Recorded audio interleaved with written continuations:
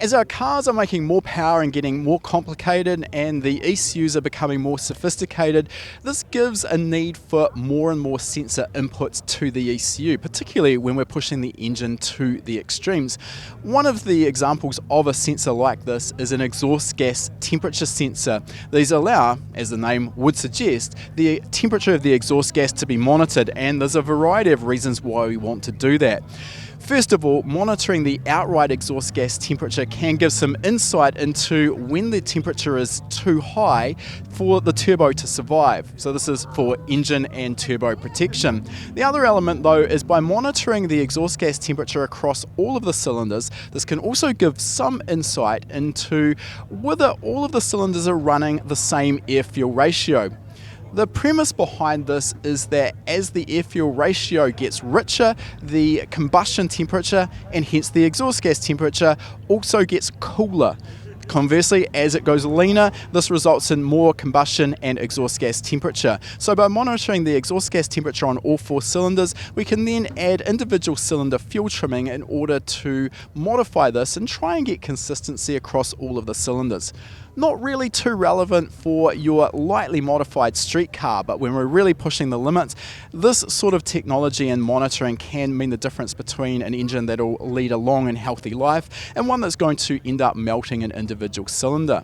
Now you might be wondering why we can't do this using a lambda or exhaust gas oxygen sensor. And while yes, this sensor does give us feedback on the air-fuel ratio in the exhaust, typically we'll use one of these sensors mounted after the turbocharger or after the collector on a naturally aspirated engine. What this means is that it's monitoring the average of all of the cylinders, all four cylinders in the case of a four-cylinder engine, of course.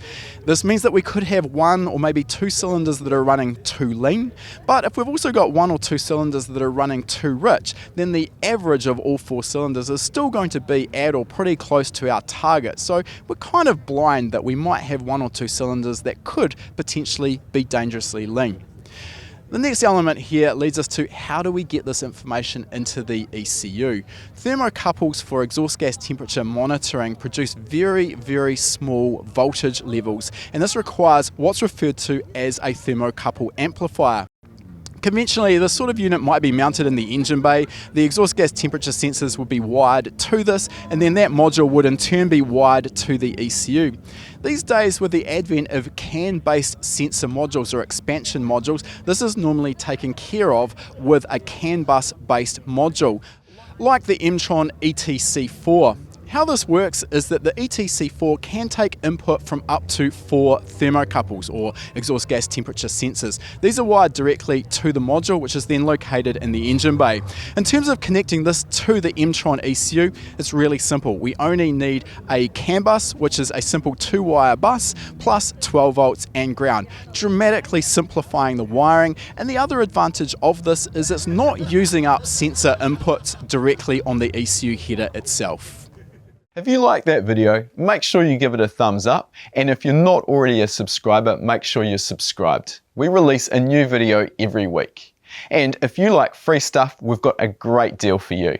Click the link in the description to claim your free spot to our next live lesson.